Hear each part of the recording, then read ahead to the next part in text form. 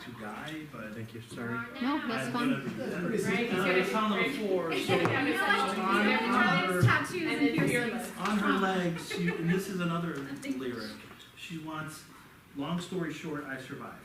Tattooed on her legs. And I'm like, Donna's Donna. like, I want a tattoo. Oh, I'm Get in it love done with on a her. tattoo. Would you go? Tattoo. Go where? Get a tattoo? Oh, get a tip, no. No. No. What about a temporary one? Can we check into the temporary one? the lick 'em stick 'em Now from they like have- those now with the they have Joe. those that like stick around for like weeks or They months do. or whatever. Yeah. How come this didn't show up? If you gotta go to your Google Photos. Into your- Photos? Yeah, No. or just into Gmail, whatever. So- The Gmail app. Where? Get the Gmail app on here. Nope. Oh. I mean, I don't know from there. oh, It doesn't have the app. I don't have it. It says it was sent to my Just like in the- Here, let's- 9252. Will we try So another it's one? usually my text. no, Oh, You text responded. message was sent- I just yeah. Yeah, wanted so- to know. There's my text. I don't have anything. Oh, try another one. I was like, I'm sorry. Here, can you let Kristen take that one up? Just where is it? I don't remember. she was, We don't know the backup code. Is this, try the, Or another way. oh no, contact your admin. Back, go back. So I didn't know what you asked. What do you mean? Before I knew. Got enough. Remember? Yeah, Okay. okay. So why don't the thing is we? like, she doesn't know. No, just your sign again. And I don't see some of the code. Mine was really slow. Okay. She, Okay, here we go. You're good. To help you with your, I thought it get was back. Oh, really? Turn itself off. Okay. Oh, okay. So I'm signing. They're fine. Here. Okay. Next.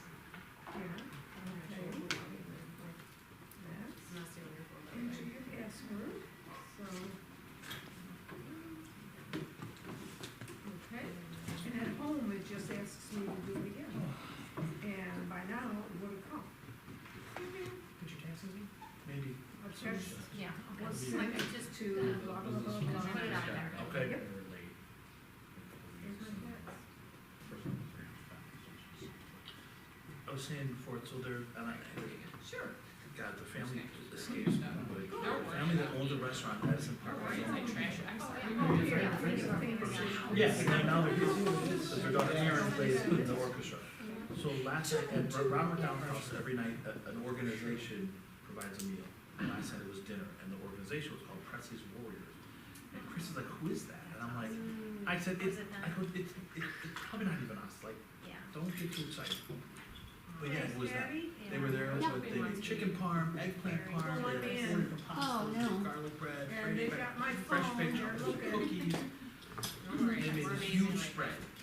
I'm And I having did feel amazing bad food because here. there's nobody there at 6 So when do you want me to start? we all, like, visiting hours is over at 8, and then they really don't kick out till like 9. So between 8 and 9 is when we all trickle It back, says. and we all eat, and That's so what my happens is phone, anything left and over, they that's individualize, what it is, and then they the box thing it up comes individually, through put it in is the my fridge, text mark what's in it, and the date, so everybody knows how Did it we, is. the last And it time- never goes to waste, I mean, the last time food, their did we organization that they log get in? are fantastic. You logged in some other way because I'm on my phone. Yeah. Can I Yeah, log we come in? around the corner and they're there. Yeah, it's just gonna let me know. Okay, also, I feel like we also lost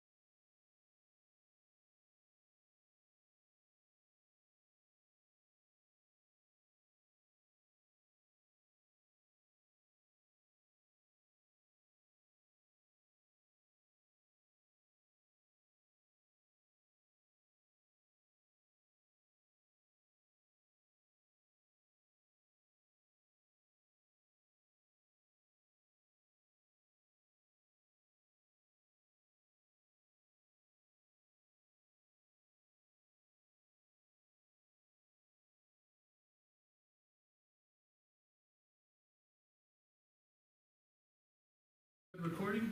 Okay. All right, I hereby call the regular Board of Education meeting this April 14th, 2026 to order at 6:33 PM. Please silence or turn off all electronic devices. Mrs. Friedland, could you please call roll?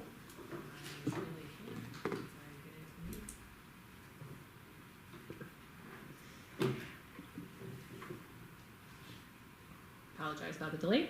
Bianchini, Here. Camardo, Here. Friedland here, Grimpy, Here. Johnson, Here. Pfister, Here. and Ronstadt. Here. We have a quorum. Thank you. I'd like to entertain a motion in a second to go into closed session for the matters of personnel and negotiations at 6:33 PM, with no action being taken upon, well, we're gonna take a lot of actions, but it just won't be based on closed session. Moved. Second. Pfister and Motion by Pfister and second by Ronstadt. Ronstadt. Yes. Bianchini, Yes. Grimpy, Yes. Pfister, Yes. Friedland, yes, Johnson, Yes. Camardo. Yes. Motion carries. Are we in the other room? Yep.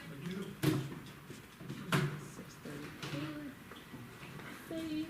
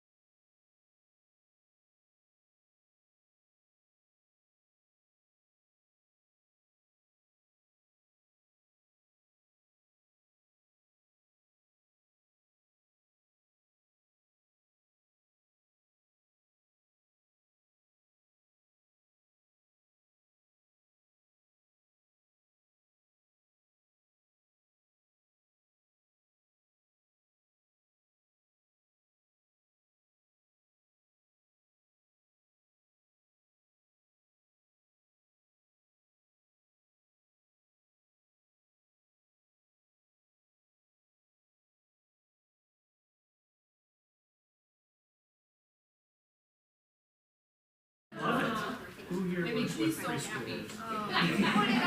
Oh. Wait, I understand you have to work with preschoolers. Okay, it's good I being also bad. want to see one. Janine, thank you for wearing that. Whoop, Can sorry. anybody else? I know you all got one. I can't. Okay. I have On the very last slide, you'll see like a little sound bubble. Okay, I have to play it in there. Okay, I probably won't. Thank you, John. It's just a sweet little thing I have.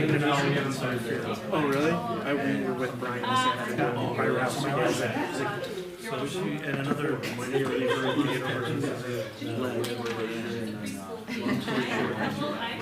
let's do it now. Now, Limb Loss Awareness Month is April. Yeah. There you go.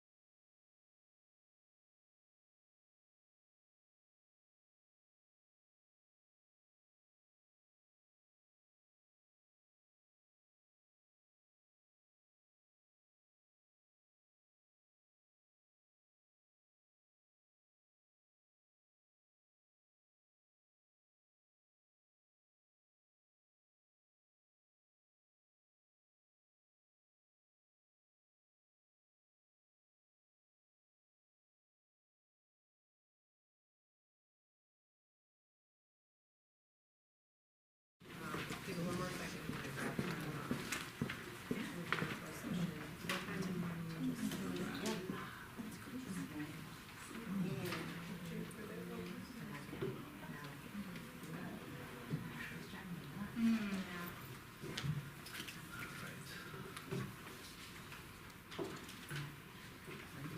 Is everybody ready? Hang on one second. I'm sorry. I know. It's driving me crazy.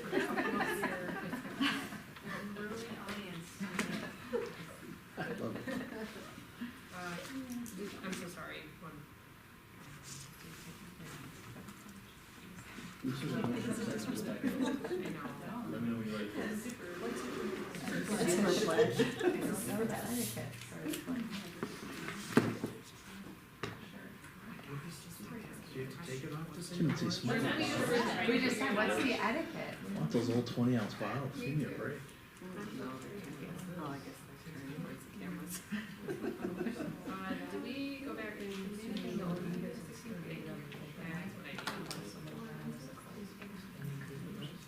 Whenever you're ready. I am ready. All right, let me get a motion in a second to go back, to resume in open session at 7:10. Moved. Moved by Pfister, Second. second by Friedland. Could you please call roll? Grimby, Yes. Bianchini, Yes. Ronstadt, Yes. Johnson, Yes. Friedland, yes, Pfister, Yes. Mordo. Yes. Our All right, we're back in open session. What we normally do at the beginning, but we didn't have anybody because we went into closed session. We're gonna do the pledge now, so if you could please join me in the pledge. We have a flag in the back of the room.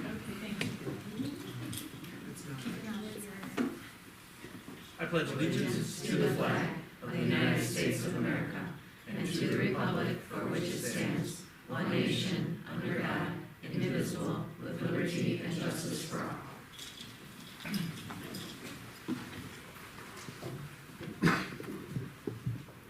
Okay, next up is the consent agenda. Looking over the consent agenda, are there any items that a member would like to remove and further discuss, or is there a question of clarification? Okay, hearing none, I'd like to entertain a motion in a second to approve the consent agenda items in its entirety, which includes the following: the Board of Education meeting minutes from March 10th, 2026, our Board of Education closed session meeting minutes from March 10th, 2026, the personnel report, actual payrolls, bills, and checks, ELA curriculum materials, social studies curriculum materials, and interactive flat panel phase 3. Motion. Moved by Ronstadt, second by Johnson. Could you please call roll? Pfister, Yes. Camardo, Yes. Johnson, Yes. Bianchini, Yes. Ronstadt, Yes. Grimpy, Yes. Friedland, yes. Motion carries. All right, next up, our board communications. Are there anything that anyone would like to share regarding what's been going on in the district since our last meeting? I feel like you should talk about the musical. But the middle school had its musical, which was really fun. It was one of Mr. Flowers' own endeavors, and it was really cool to see how everything came together and just how many students were involved in it, and how just from the place or from the backdrop to the songs to everybody that was involved, it just ended up being really, really awesome. I don't know if you want to speak to it more. Oh, I couldn't believe it was over a month ago. It seems like, yeah, I just thought it was fantastic. Thanks to Mr. Flowers and staff, the teachers, like being so accommodating to schedules, and the students. Like, it's amazing what they do. I think they started rehearsal the week after we came back in January, and they put on a full original musical before spring break. So they should be very proud of themselves. Do we have more?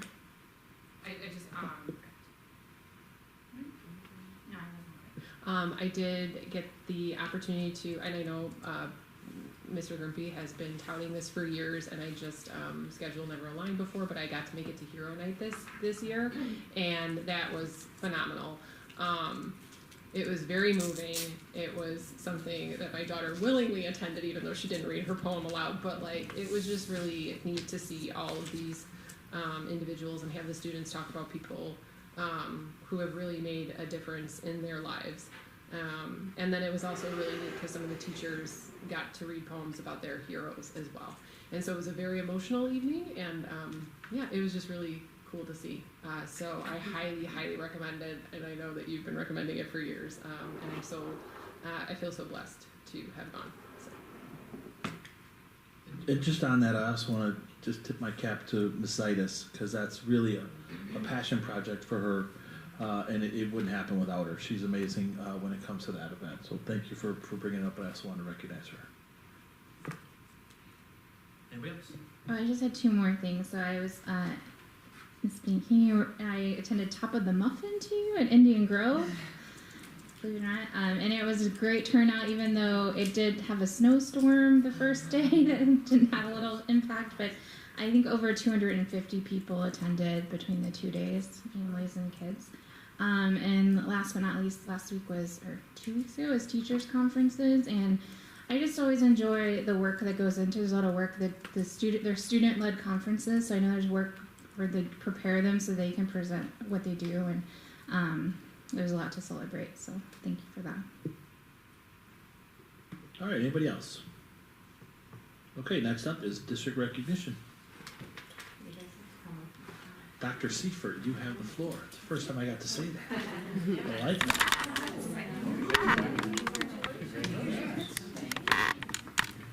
All right. Well, I have some superheroes here with me tonight. So I'm going to bring them up here with me as I talk about them.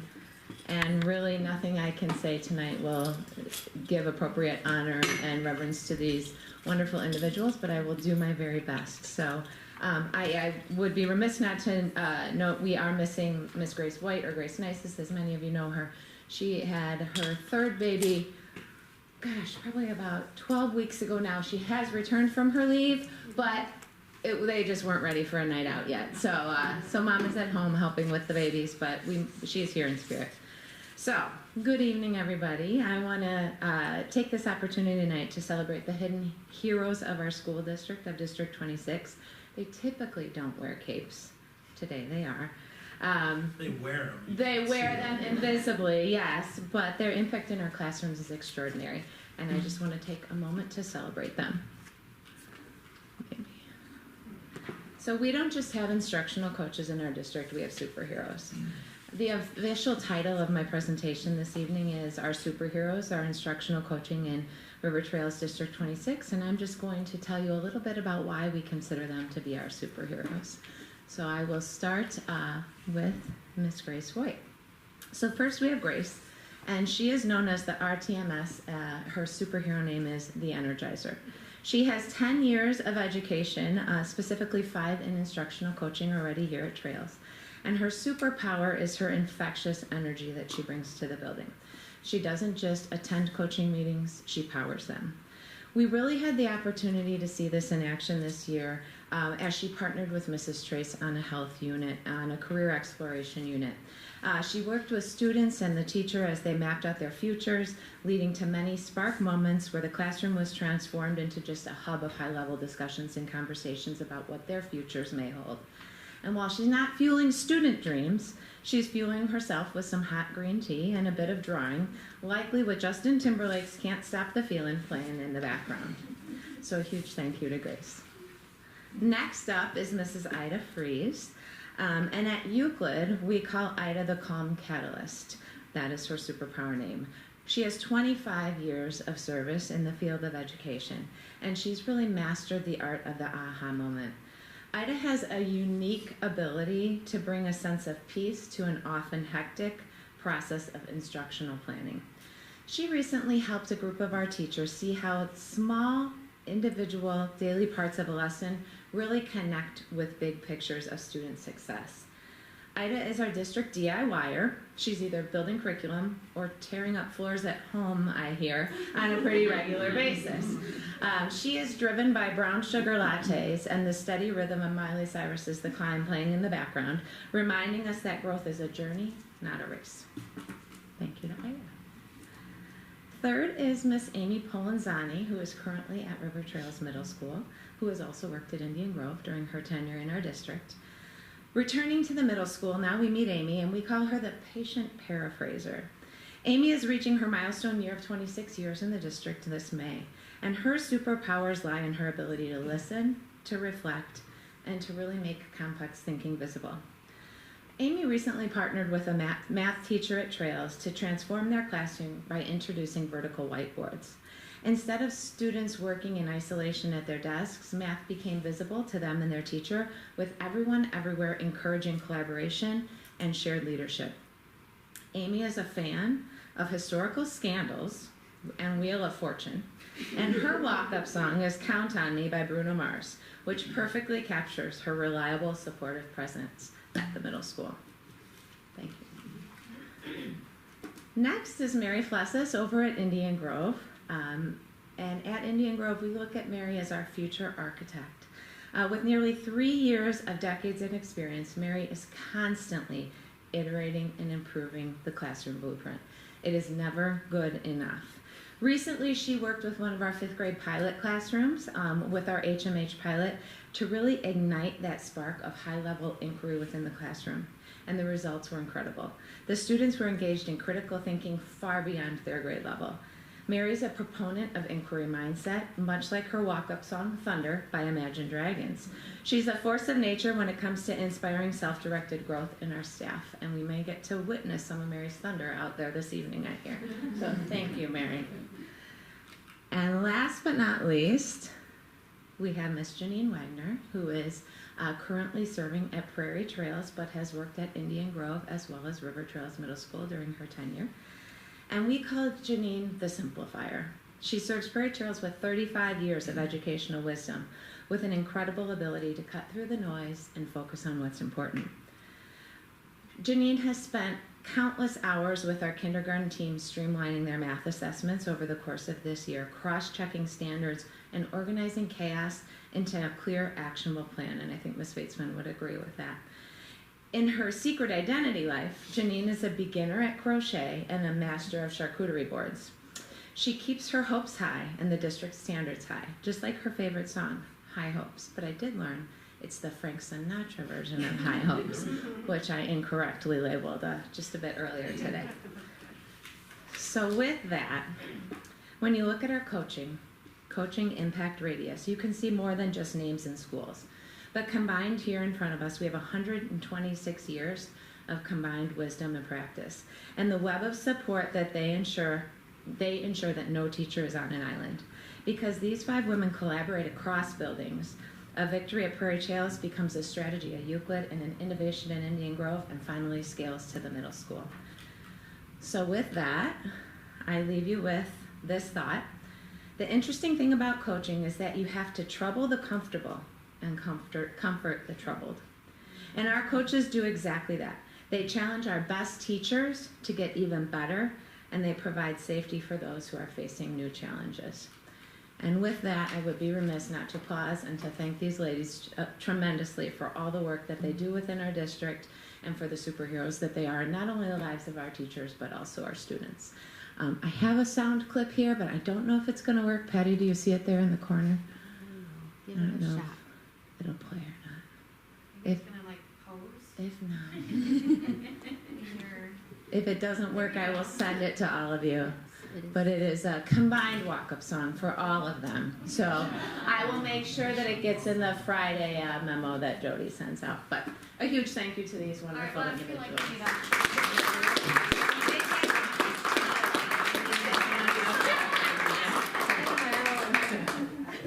And you're all like hiding. Get over here like with the screen in the back. Yeah, we didn't get to see it. You wanna get in there?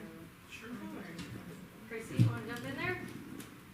Since you made them dress up like that. I didn't really warn them about the costumes.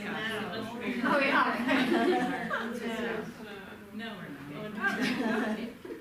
We've done it. Sorry. I'm back here giggling. Thanks, ladies. You guys are awesome. Thanks so much. Thank you. Appreciate it. Thanks for everything. Thank you. Appreciate it. Now go home. Thank you. Thank you for everything. It's good to see you. Thank you. Yeah, I'll send it back in the time. Thanks for coming along.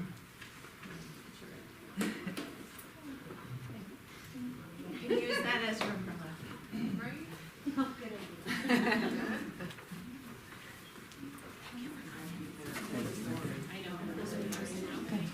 It's gonna be hard to top.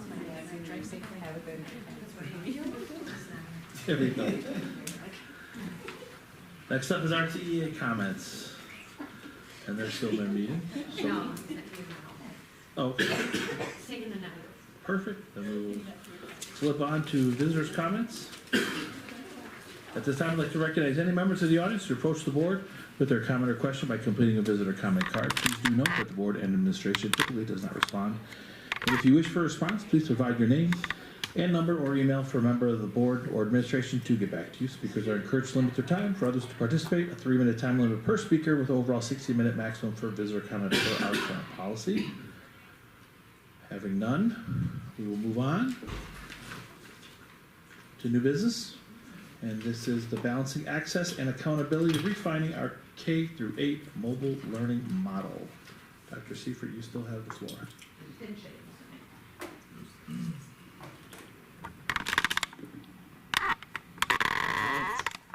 Thanks for allowing me to talk to you tonight about our recommendations for our technology plan for our especially K through 5 classrooms.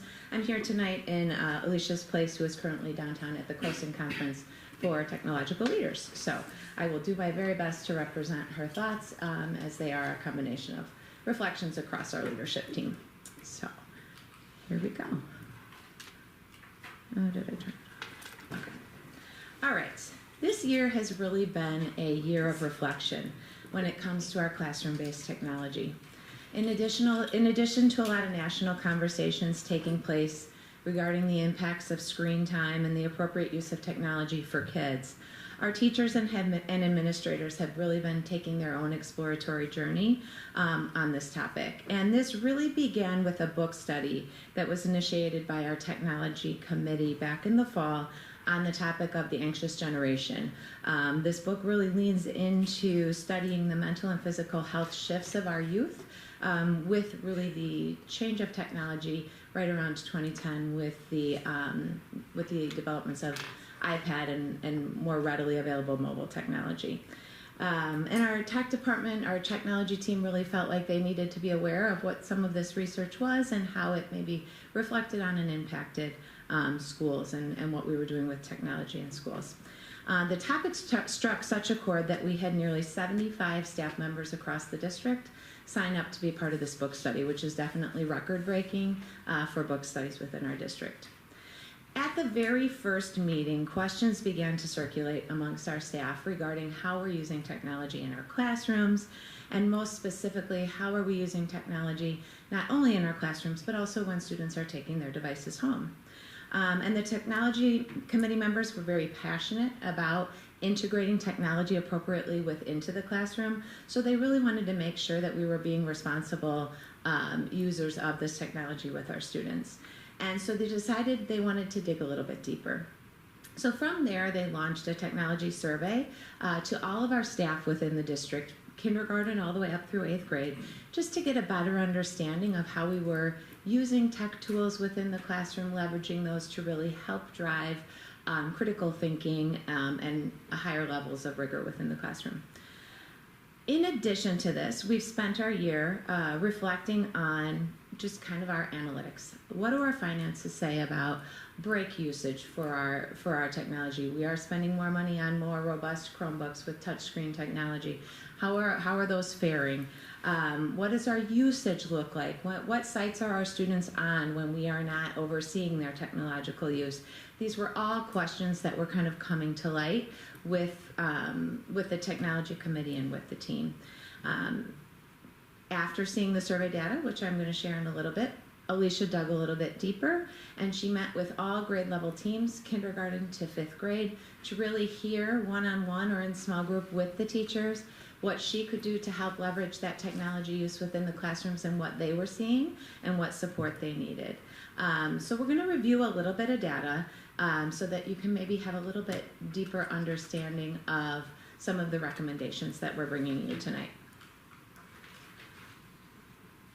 So in exploring some potential changes with how we manage our one-to-one technology at the younger grades, as I said, Alicia met with all of the K through 5 teachers to understand how things were being used. She also spent several days in classrooms shadowing students across a variety of grade levels. She spent full days in 2nd grade classrooms, 5th grade classrooms, and 6th, 7th, and 8th grade classrooms to see how technology was being leveraged within the classroom, what work was being assigned outside of the classroom, and exactly what that tech looked like. She also learned in these conversations that our teachers have been fielding a lot of questions, specifically from parents of our younger students, asking them if they could keep their devices at school versus taking them home on a regular basis. So due to this, she started to dig into that question a little bit deeper. What does that home usage look like for our devices? In addition to this, she also started looking at our costs, our damage costs, and she was also hearing from the teachers that they were really struggling with students bringing uncharged devices back to school, which was causing some challenges within the classroom because when kids would go to access their Chromebooks when they would need them to, they were not charged. So that either meant the student couldn't participate in an activity as designed, or they were tethered to a cord, at wherever the outlet might fall, which presents with some challenges. So let's take a peek at some of the data that we looked at. I know this is very small. You can see it better in your board book. This is this is our ticketing data from our Incident IQ system. Every time a student device is broken or needs repair, the student or the teacher puts in a ticket for that device. So you can see in this that our tickets are somewhat high. Obviously a little bit higher at the elementary school than the middle school because you have 2 schools that you're taking into account there. But what I would particularly like you to notice is specifically that September ticketing. We had a lot of devices coming back from summer that needed repair and that we needed to triage before they could really be working well for students right at the beginning of that school year. And then that seemed to dip a little bit and then went up a little bit in the winter, somewhat after winter break, although not right specifically after winter break. The next piece of data that I would like to share with you, this is the most frequent sites visited by our students on their school-issued devices. So on the left-hand side, you can see there that many of the bars are very similar, and those may be some of our educational sites, some of the different curricular sites, but that bar across the top that is the longest and obviously double more than the rest, That is kids accessing YouTube. We do not block YouTube in the district because it can be used for some really great educational purposes. However, when we dug deeper into this metric, what we found is the majority of the hits on this site were students who were accessing shorts, which is basically short little videos they were likely accessing at home, similar to what you would potentially see on a social media site, which was somewhat concerning to us because we are not policing those devices when they are at home, and we want to make sure that they are being used for educational purposes, not for purposes that might not be in support of what a parent would also be hoping for their student. Now on the left-hand side, you'll notice that at the middle school, YouTube still is up there pretty high. However, there are some other things up there higher. Some of our educational sites are Google Docs, Google Drive, things like that. But what we did find with our middle school metrics is the teachers are assigning more homework. They are being asked to do more on their devices when they are at home. So that is why what I'm going to present to you this evening looks a little bit different for elementary versus middle school. This data here digs a little bit into that teacher perception data and looks at what are teachers worried about and what are they asking for from their students with technology. So what we found was our survey data from teachers in the elementary showed that most teachers, 89%, are not assigning homework to be completed on the Chromebooks at home. And nearly all teachers shared concerns about student screen time at home because they are seeing what they perceive to be some outcomes from extended screen time within their classrooms on a daily basis. This data represents middle school teachers' perceptions, and you will note that out of the 46 respondents, 38 middle school teachers identified screen time as still a major concern for them, and they do mirror some of the concerns of the K-5 staff. However, this data also reflected the need for students to have access to devices at home to support their learning, as I previously said. So what are we proposing in light of all of this information? Taking all this into account, the district administration team has spoken about this at length and is proposing some changes to our one-on-one device program at the K-5 level. Beginning this summer, we would like to begin recollecting all of the devices, K through 8, over the summer months. This was something that was done prior to COVID, and following COVID, we did not start recollecting the devices over the summer, but we would like to start collecting those again over the summer, allowing us the opportunity to service all of the devices over the summer month to make some basic repairs so that our ticketing is not as high when we get back to school in August and September. We can clean and prepare these devices for the next school year. We are also recommending completely shutting down student email over the summer. This is something that we dialogued on at length last summer, but we maintained open. However, we have learned in networking with all of our local area school districts, partner districts, that this is a process followed by nearly all of them over summer months and for many during extended breaks. Also beginning in the 26-27 school year, we are recommending keeping all K-5 devices at school at all times while continuing with the take-home model in the middle school. Before proposing this, we needed to make sure that this was in alignment with our technology framework. And when considering all of these changes, it's very important to make sure that this doesn't impact our alignment. This proposed model still allows teachers flexibility in the classroom, but actually reduces friction points of things like student devices not being charged or students not having their devices and needing to get a loaner. The proposed model allows for more reliable technology at the fingertip of our students with always having charged devices on site and ready to use. It prioritizes engagement and interaction with technology versus passive rote practice when devices are sent home. It empowers teachers to utilize the technology while reducing the battles at home for parents with potential screen time issues. Collecting the Chromebooks over the summer months will minimize exposure to risk and greatly reduce our repair costs. So while we are recommending some significant changes, and this may seem like a very significant change, many things are remaining consistent. All of our students will still have their own devices. The devices will follow their students from year to year, allowing them to have a sense of ownership and responsibility for that device during the lifetime of the device. In the middle school, the only changes that will occur will be those that occur over the summer months, where the devices will be returned in better condition than when they were received.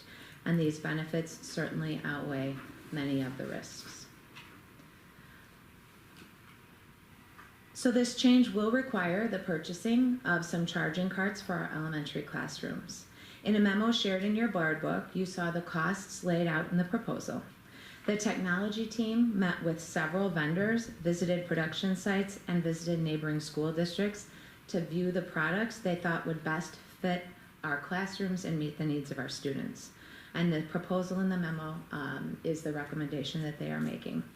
We feel this proposed change is really in the best needs of our students and our staff in regard to providing technology to our students while respecting their developmental and emotional needs. Any questions? I do have one. Have we put any thought, because looks like the second highest number of tickets come after like winter break or spring break. Have we thought at all about keeping them in-house during those breaks as well? For the middle school? Yeah. It hasn't been discussed, but it's definitely something that could be explored. Okay. That's the only question I have. Anybody else have any questions? Mine may be simple. Like, will this impact access to Go Guardian, or will that just still be maintained for the middle school computers? Go Guardian, nothing would change with Go Guardian at all. So Go Guardian remains our filtering system. So our devices would be continually monitored through Go Guardian. In addition, if there were sites students wanted to access when they were at home in the elementary grades, you can access ClassLink from a personal computing device, which would give you access to things like Zern or things like that if you wanted to do some additional practice at home. But it would not be a requirement of teachers or of homework. Okay, because that was like my favorite discovery ever when you guys sent out that email. So there's no YouTube at our house on any device. So Oh, with Go Guardian, because you can use the right. So parent that's what I was filters to just block worried. I it. was like, if that goes away. Yeah, And and how that is many- definitely still something we want to increase parent education on, is how to use the Go Guardian parent controls, because they are very powerful and they do eliminate a lot of those battles. My question was more like communicating this to parents. Do we have a timeline of when that will happen if we vote yes? Yeah, following tonight, the plan would be, if this should pass through the board this evening, an email will go out to parents on Thursday morning, when Alicia returns from her conference, kind of explaining the changes and the rationale behind them.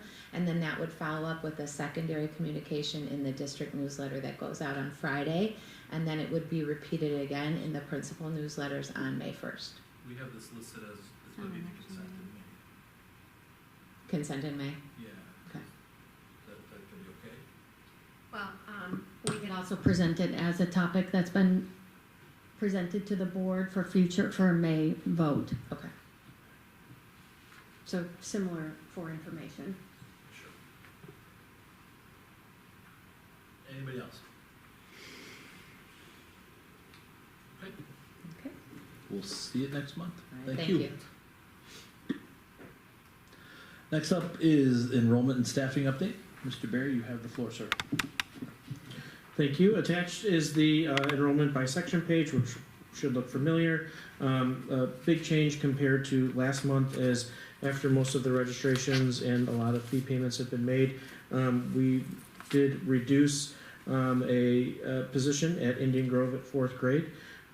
With that reduction, however, still all the teachers returning from leave and teachers coming back full-time from job shares have been placed, and it is staffed. So that 79 is very similar to the 79 that you see in 5th grade at Euclid.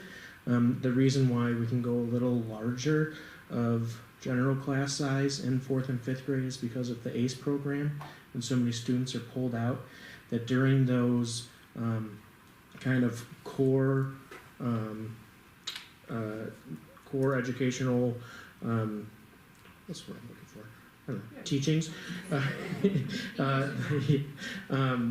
The class size is much closer to 20 and sometimes less than 20 when students are pulled out for ACE. So during math and English language arts, the teacher still has a smaller class size, much similar to all the other class sizes throughout the building.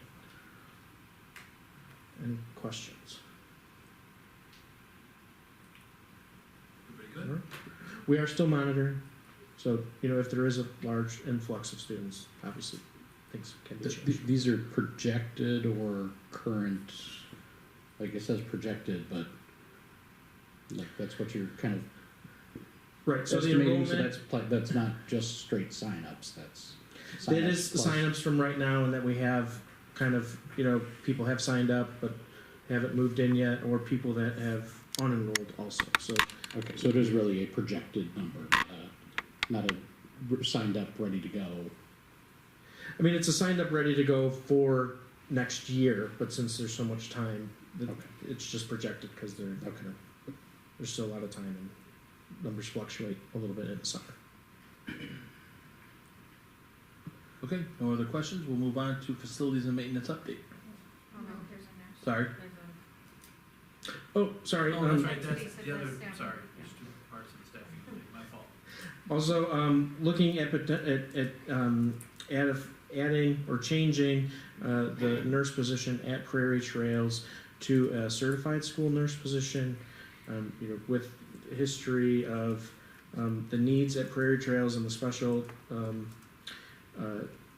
attention that some of the needs at the school, and also the amount of times that our current certified school nurse needs to get a sub throughout the school year to go to Prairie Trails for some of those meetings. We felt it just be a better use of everybody's time and energy to have a certified school nurse at Prairie Trails. So it's a slight increase in salary cost. However, I feel like basically a flat increase when it comes to subbing, energy, and effort for that position and that need. So do we have a nurse there now, or? No, so a position has been posted for a while for a nurse, for just a regular registered nurse, but posting, there isn't currently somebody in that position. We've had to hire subs for the nurse whenever we can get somebody in there on a regular basis. So there is an opening for next year anyway. Okay, so we have an opening, we've been trying to fill it, or not? And we figured now would be the time also Okay. if we wanted to switch from a registered nurse to a certified school nurse, now would be a beneficial time. Yeah, when did that resignation come through? December? February? February? Okay. So yeah, so we had a mid-year resignation. Amy has been interviewing, and again, it's just an opportunity to also reflect on, all right, what does a building actually really need to function better? Our nurse from Euclid travels over there, and in the last year has spent, I don't know what the number was. It was 24. 24 days of subs out of her own building. So, because there are certain things that with the screenings in the early childhood and the IEPs that you have to have a certified school nurse at the table, they do reports, they do assessments, and so instead of taking that resource from Euclid to fulfill the needs at Prairie Trails, it's kind of been hey, maybe this would be a better proposal for that building, so. Okay, has it been problematic finding somebody mid-year, or is it like a change? I guess my question is between now and the end of the year here, we're using subs to fill it? Yeah, now and the end of the year. They've screened people who have applied, but probably not anybody we would recommend for hire at this point. So I think the plan is to continue. We have a long-standing sub who has subbed for us for probably the last 5 or 6 years. Okay. So she has been filling in, so we're comfortable with her continuing to wrap the year until we start a new year. Okay, is this a position that you want to, for next year, right? Correct. Okay, why, is there any reason why we wouldn't start this earlier if the position's open? Would we start looking for somebody now, and if we found a good candidate, bring them on? I think it's a possibility, but there's also a limited amount of time left in the school year, and then they would take a few months off, so they would potentially resign a job to come work for 4 or 5 weeks Right. and then have 2 months off. So I think we are open to any and all options. Those don't always work out in our favor. Okay, well, Yeah. just putting it out But, there. would happily fill it if it all the stars aligned. Any other questions? Okay, now we'll move on, sorry about that, to this. To facilities and maintenance updates. All right, so we'll start with the facilities. So over spring break, ComEd came out to both Indian Grove and Euclid and turned the power off for a day, allowing 93 Energy, our solar installation team, to come in and connect back to the grid. So both days went very successfully. They were able to turn the electricity back on. Everything came up.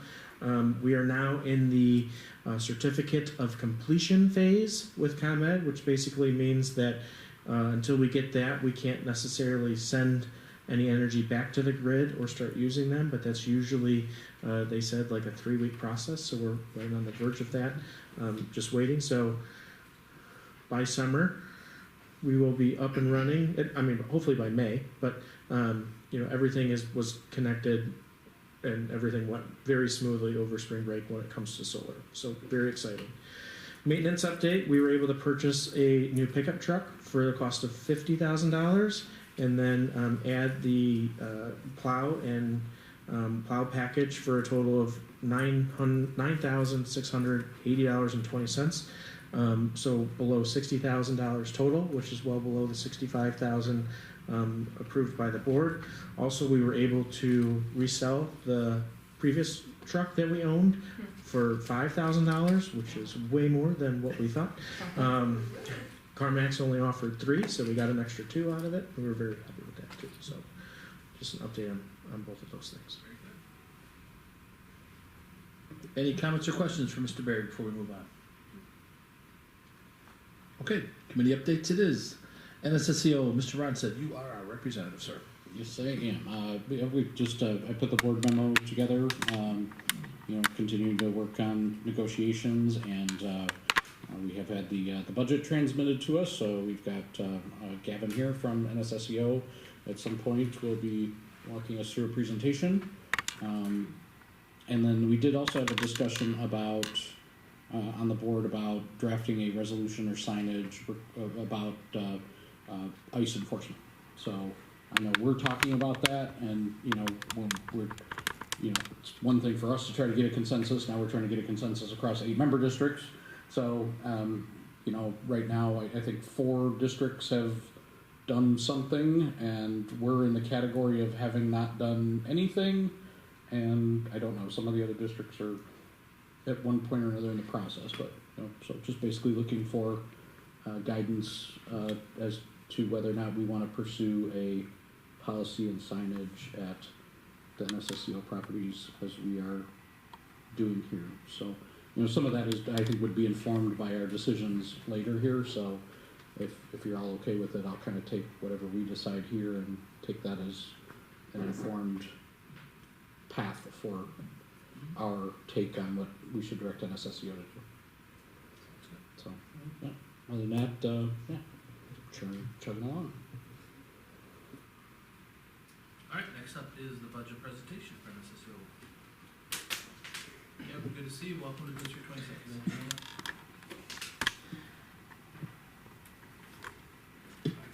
Thank you for having me. Dr. Schnar wasn't able to make it today, so I will just kind of run through the budget presentation. Hey Gavin, will you do Yes. me a favor? Put your, on the base there.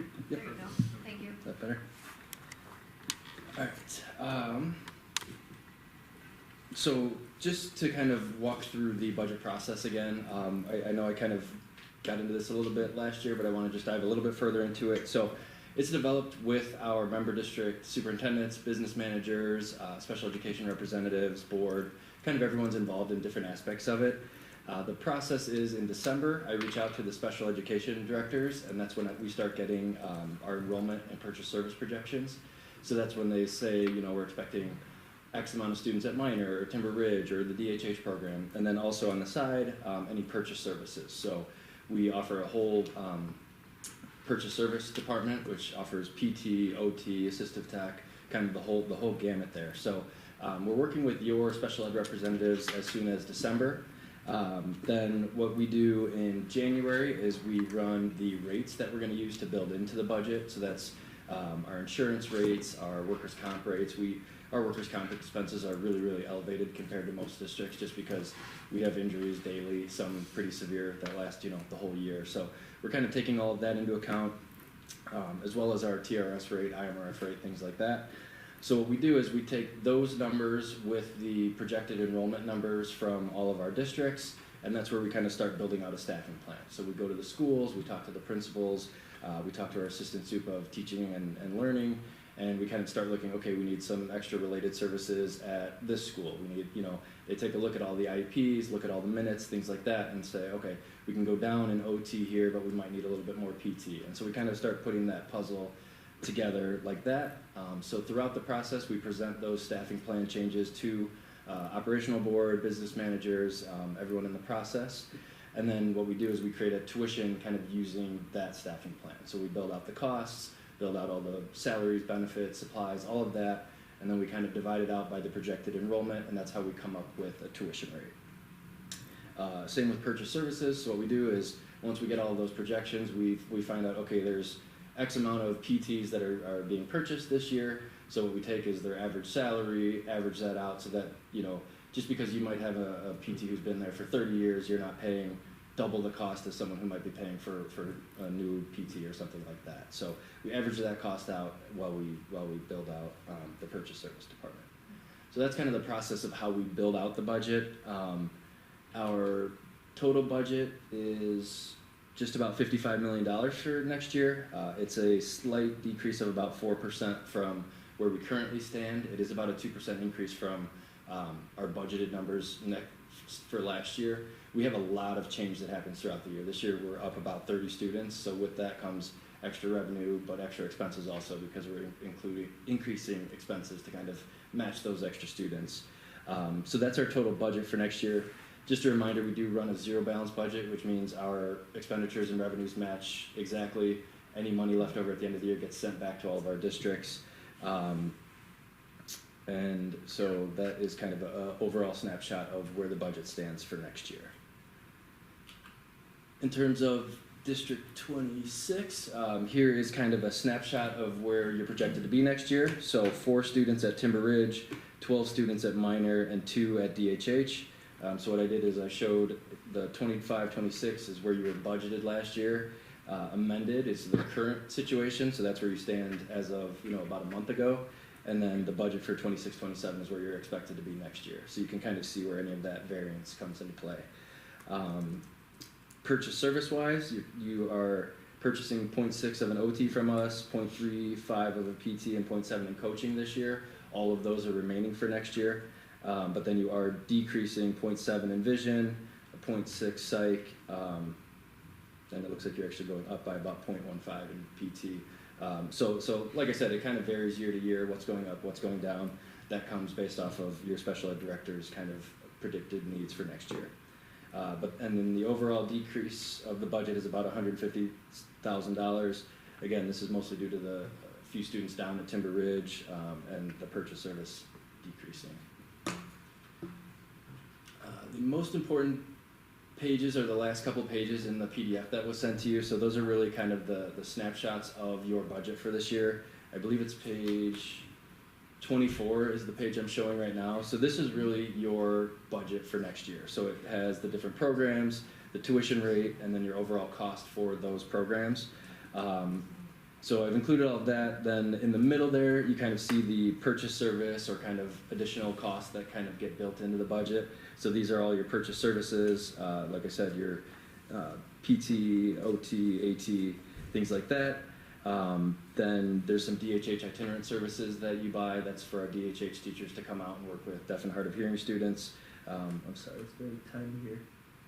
Some coaching, and then you also, each of our member districts and non-members pay into Sunrise Lake Outdoor Education Center and our technology programs. Those are kind of programs that are centralized through our administrative office, and so each district pays a portion of those budgets to NSSEO. There's also a line item there for one-to-one aides and nurses. These are additional costs that get billed out based on need. So these are when the IEPs happen for the students at the programs. If a one-to-one is determined to be necessary, it is an additional cost for the program, for the districts, just because it is a specific one-to-one need for your district. We also bill for building fund, which is our kind of annual maintenance budget. Each district pays a contribution to that. We run this pretty in-depth formula that kind of figures out a fair percentage for each district to pay into those things based on enrollment, purchase service, kind of overall NSSEO usage. And we do that for our capital improvement fund as well. This just got started about 2 or 3 years ago, and we're kind of starting to try to save up for some larger scale projects, as some of this has been pushed down the road a little bit, and now we're trying to help pay for some new windows, HVAC, kind of some of those larger scale projects that districts are able to budget for. Down at the bottom, I included just any other additional costs that might come through. So we do a lot of different evaluations, so deaf and hard of hearing evaluations, bilingual evaluations, different things like that. So I put that on here just so you know that that it may happen. It's something that is totally usage based. So if someone from your district calls us and says, "Hey, we need an eval for this," that's when you'll get billed. But if you do no evals, you obviously wouldn't see any bill coming through for that. All of our member districts do pay about 15% in IDEA funds to us.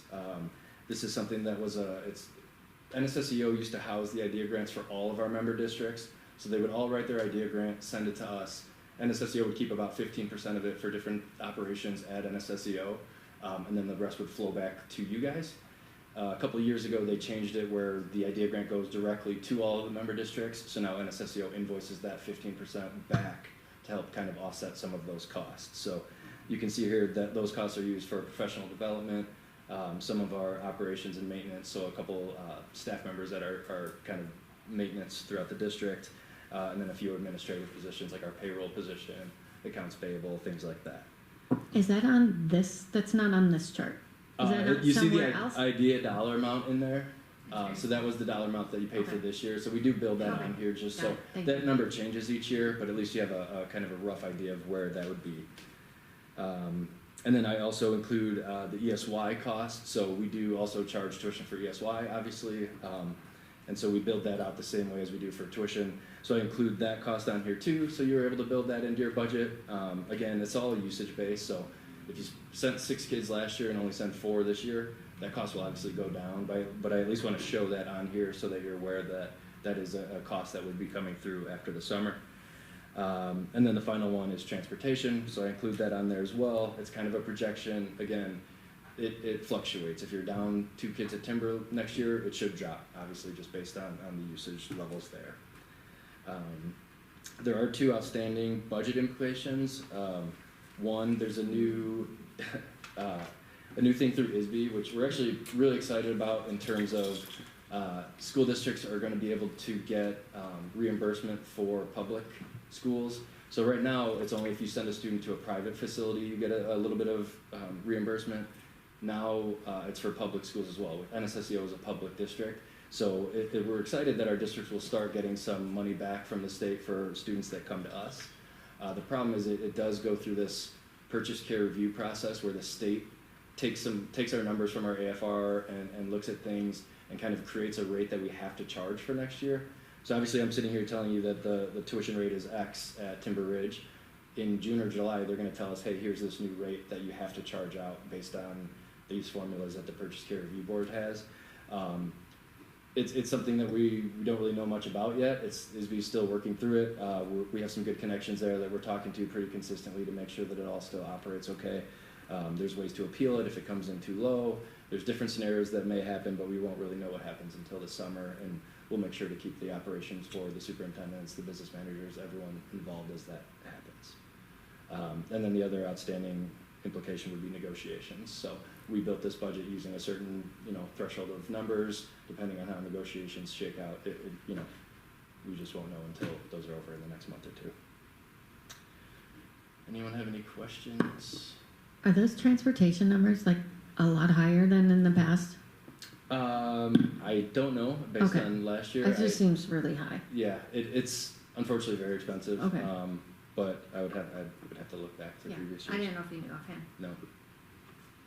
I have a question. On one of the slides, you also made a comment that, our portion went down $150,000. Yes. So where's the line item showing So if you that go, we're getting $150,000 taken off of this budget? so if you go to page, I think it's 25, you'll kind of see where that comes into play. So there's a column on the left that's last year's budget, a column in the middle that's Oh, I the see. amended budget. Yep. I see, So down at the bottom there, you'll see it's about $150,000 difference year over year. I see. And I did read through this. No problem. I think it's gonna say it's like 30 at mine. Yeah, it's probably a different So, right, page in the exactly. PDF, So I- sure, yeah. So, It's on slide 30. So that's Okay. where it is. If you look at the page number. yeah, there's page numbers at the bottom. I'll try to change that No. next year. It's okay. Yeah, one thing I want to call it is because there's been, I mean, we've been working through just kind of cleaning up some of the confusion about the budget, and one of the things I kind of realized is all the member districts have two roles. Okay, we're members of the co-op and kind of shareholders, so we're overseeing the overall budget, the fiduciary responsibilities, and then we're also customers. But those are kind of two separate roles that we play.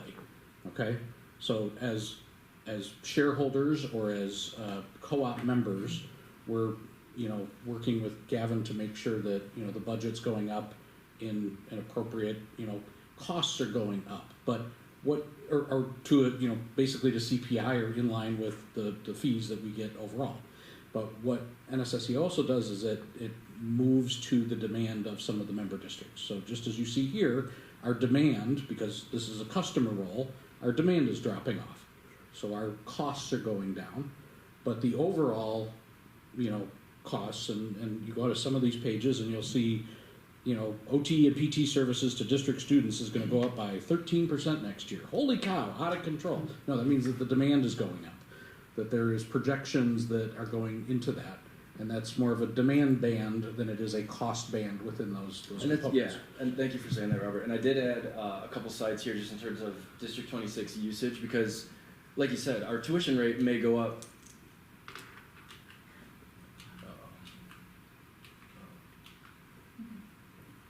But it's also like there's Can you go to the next slide? Pen.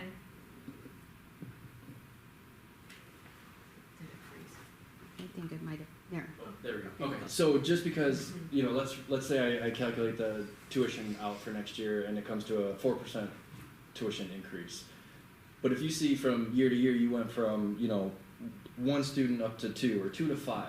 So it might look like your expenses are going up way more than 3%, right? It's because your usage is increasing. So you have to kind of take both things into account, the overall cost increase of the programs or the purchase services or things like that, but then also your usage. You might have a year where if you go up double the amount of students, your costs are gonna go up 100%, but really the cost of the actual tuition increase or whatever might only be 3 or 4%. So Ryan did ask me to kind of pull these numbers just so you can get like a 5-year analysis of your enrollment at our different programs.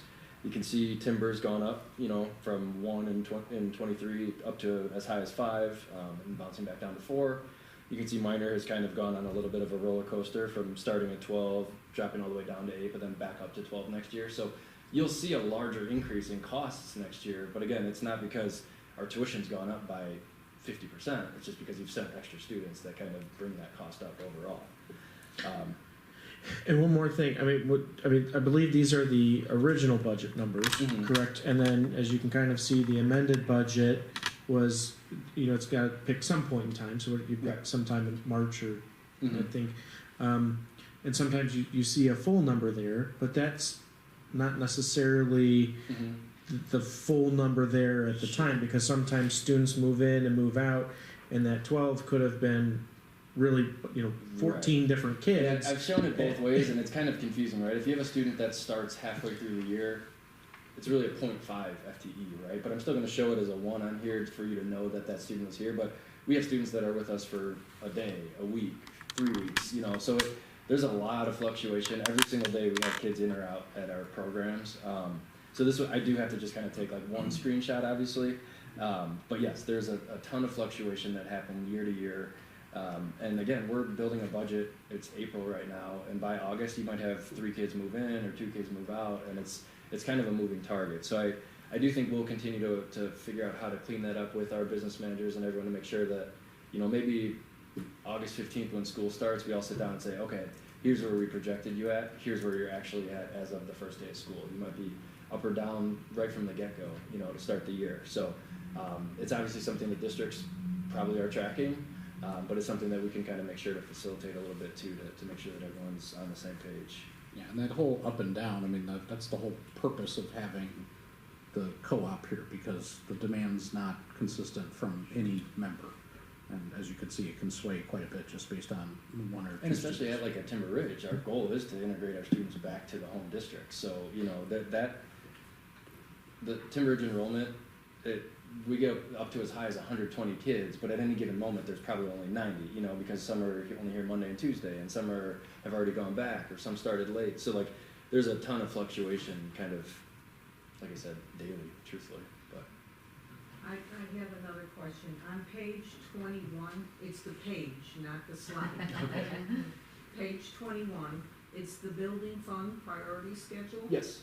And some items are highlighted in orange, Mm-hmm.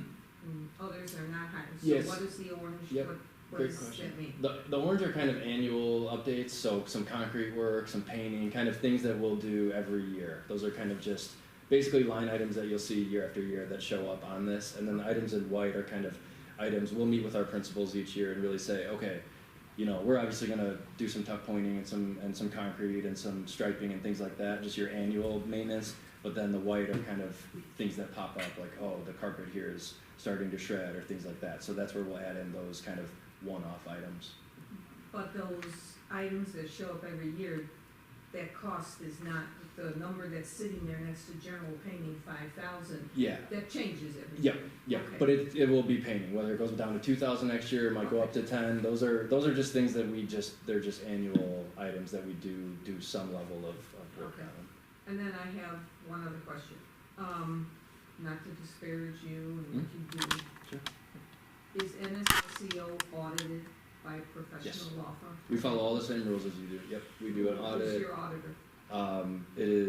They're called Excision. They used to be Eater Casella. Yep. Okay. Yeah, we have to follow all the same rules as a public entity. They don't have funds, like as many funds as we do typically, but it's still following all the general accepted accounting principles and the Illinois school the big finance difference is we laws. can't levy. So other than tuition, there's really no other way for us to bring in money. We bring in a little bit of evidence-based funding and some Medicaid money, and really other than that, we have zero. Other Yeah, than you get some grants and stuff. Well, yeah, but we have to we have to apply and kind of work towards those. But in terms of there's no other sources that are just kind of us we're able to levy for or anything like that. So, Any other questions? My question actually is regarding tuition, specifically for non-member districts. So maybe you mentioned already, how do you determine the tuition for non-member Sure. districts? Are you looking at like private facilities and? yeah. So we charge 30% more for non-members. So what we do is we build out, like I said, that kind of staffing plan, that tuition-based model, and then when we look at the enrollment projection, we run some calculations to make sure that the non-member cost is 30% more. So this helps offset the member tuition by bringing that down, obviously. And then what we also do is we look at, the per student cost for the building fund or Sunrise Lake or tech or all these other things, and we also add that on top of that 30%.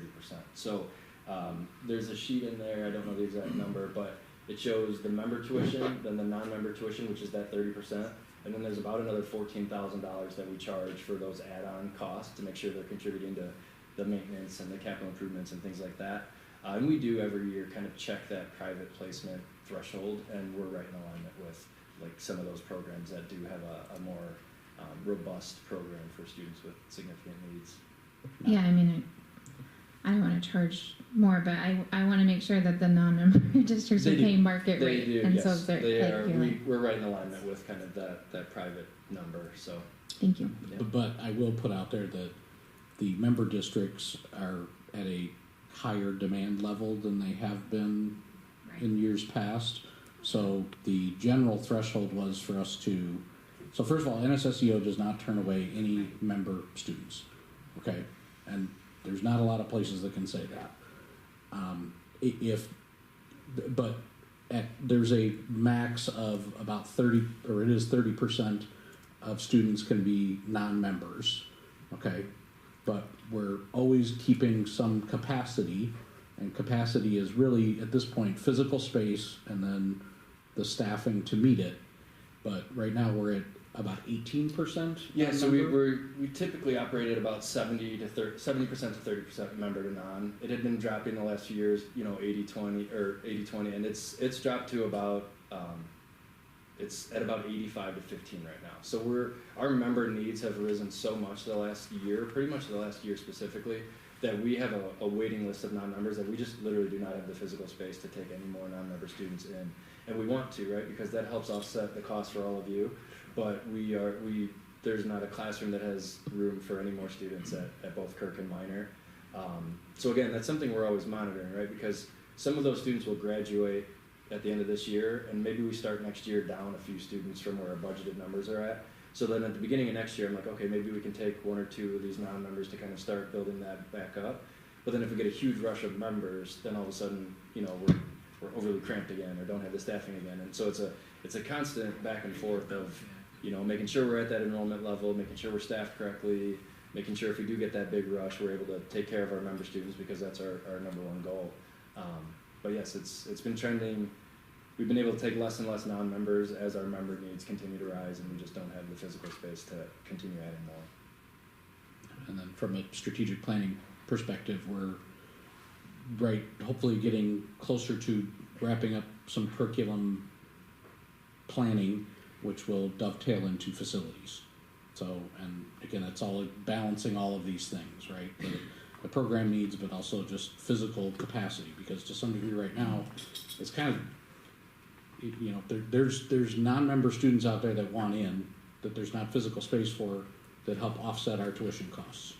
But we got to balance that with not building out too much capacity, because it's not, not guaranteed. If you add, an extra 15% capacity, that's always going to be used. But, just finding that sweet spot is where we're all working as a team to do, because we want to serve those non-member students, and we also want the help with the subsidy. We're subsidizing us. Any other questions? Yeah, I also just included this is kind of your purchase service 5-year analysis as well. It's not, just you can see where you've kind of gone up and down in some areas, things like that. Just kind of some good info to look back at and kind of compare year over year to see where you've ended up. So.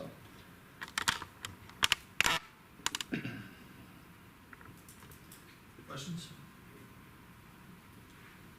Okay, this will be another consent agenda item for our May meeting. Thanks, Gavin. Appreciate you coming out. Thank you for having me. And everybody, thank you for your questions. It was good conversation. Yeah, and if you have any other questions, always email, call. I'm happy to answer them. So. Appreciate it. Okay, next up is Public Relations Committee. Mrs. Bianchini, you are our chair.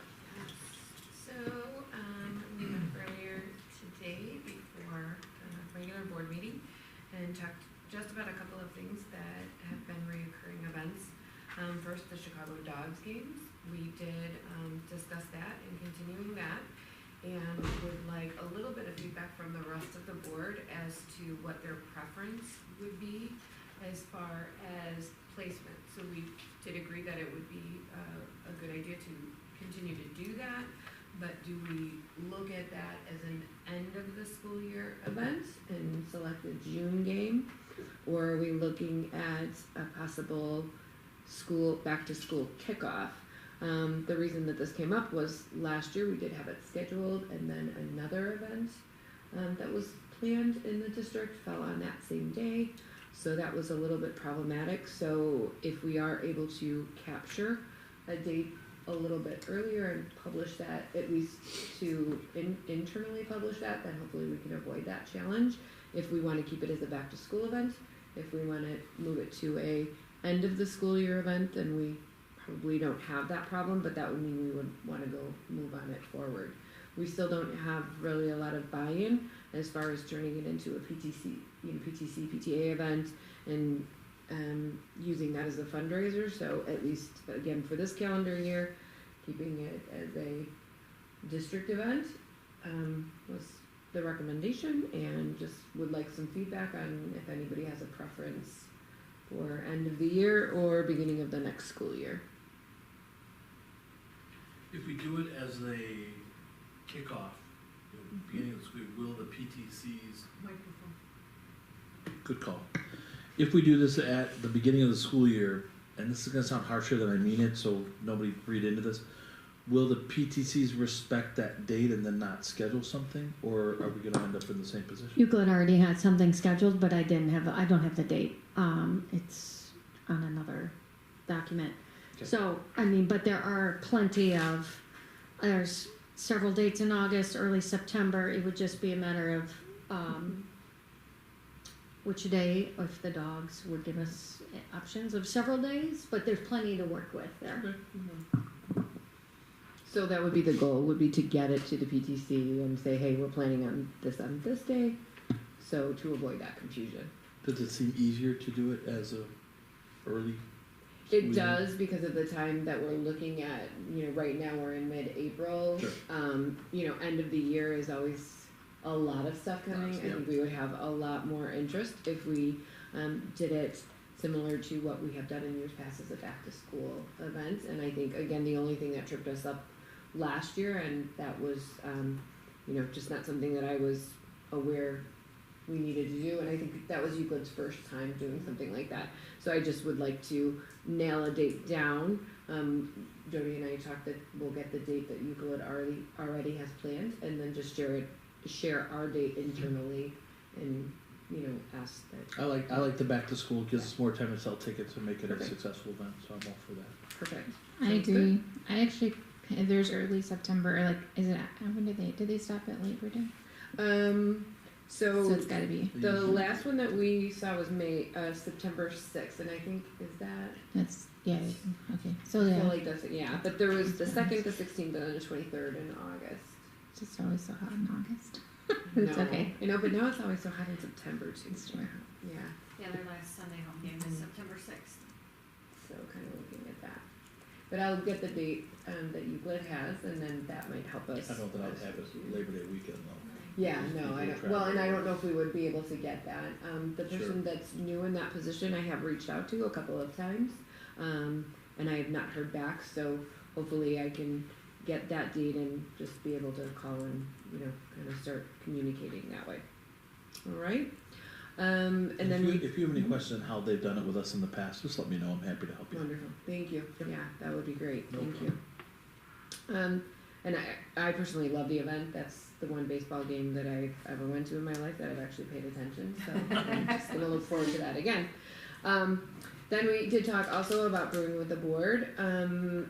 We've done this for a couple of years now, and I think that we were all in agreement that it's not necessarily generating the type of participation that we had hoped it would be.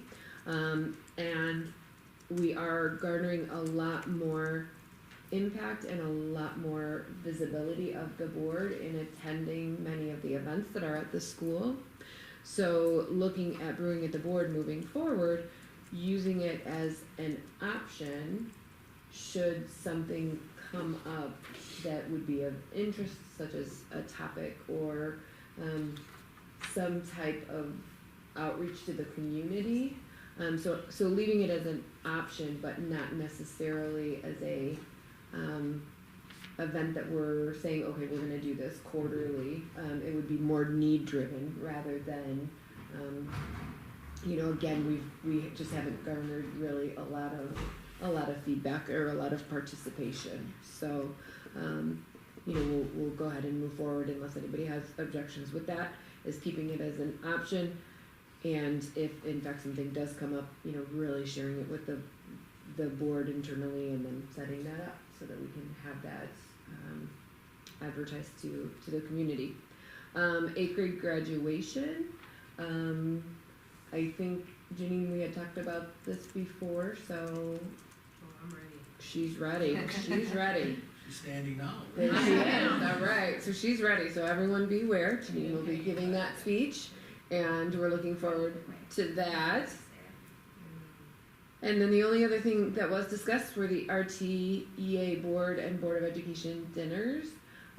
So that was brought up that we did take a break this year because of negotiations, which everybody felt was wise. Hopefully as we tie up negotiations, then looking at the upcoming school year, all the feedback that I've heard and that I think we've heard in general has been positive from both teaching staff as well as board members. The one suggestion that was brought up is possibly looking at an alternate day because we have found that those discussions have been robust and then we do need to cut them short. As well as then Lewis's stomach is not really good with eating at 4 o'clock and then having a 10 o'clock board meeting. So in lieu of changing the meeting to a different day, maybe we could get some extra cookies, I'm not sure, but that was the only comment. So again, I think the discussion was to bring it back to also the the team and see what works best, for that scheduling. But I think the overall agreement is to continue to restart that process. And again, having it displayed on that community engagement calendar was a great way. We're all able to sign up with, what we're able to do. Did I miss anything? Public relations team? All right, there we go. Any comments or questions for the Public Relations Committee update? Okay. Next up is the President's Report. Starting off at Indian Grove, we've got first grade music sharing on April 23rd at 6:30 p.m. The school dance on April 24th at 6:30 p.m. Moving over to Euclid, the Caponari Ice Cream Cool School gathering is on April 15th, 3 p.m. to 7 p.m. Jump into Spring on April 17th. Muffins and Munchkins on May 1st at 7:45 p.m. Prairie Trails has the prom on May 1st at 5 p.m. River Trails Middle School has the band concert on May 4th at 7 p.m. And then some important board dates to note. We have our May 5th meeting on May the 5th be with you, or it's May the 4th. I was wrong. It's the Revenge of the 5th. That's what it is. I had it wrong. Man, can we edit that? So that's on May 5th at 7 p.m. That is going to be our reorganization meeting. As far as board dates are concerned for the next year, which we do cover in our organization meeting, we've got two dates that that are being proposed to change to the third Tuesday instead of the second. We're looking at July and March for those. Just take a look at your calendars and see if you're okay with that. Again, it's moving them from the second to the third Tuesday for July and March. The committee assignments will remain the same as they were during the 25-26 school year. And then let us know by the end of the week if any interest in the executive positions, or they will remain as we've kind of discussed them in the past. And we've got our self-evaluation with IASB on May 19th at 5 p.m. here at the middle school. And it's never too early to start thinking about the Triple I Conference. Registration opens on June 1st. Housing is on a first-come, first-served availability, so the earlier we can get commitments to Patty, hopefully she can secure us in the desired hotels that we'd like to stay in. And next up, has anybody got any comments or questions on that? Okay. Just, yeah. If we're taking feedback now, I'll be on family vacation July 21st. That matters or not. But I'm for sure I will not be able to make the self-evaluation in May now. I have a unplanned work trip that got scheduled. But I'll also not be for what was that week? The teacher staff recognition. Yeah. So I'll be out. I think Donna would like to talk to your CEO if you can arrange that. We're going to sick her on him. And she'll have lots of backup documentation too. Nope, safe travels and you will be missed. You didn't know that? You didn't know we were going to sick you on the CEO? I was just gonna say, where does he live? Bum, bum, bum. Okay, next up is our resolution regarding school access, student privacy, and immigration enforcement actions. This is a discussion and an action item.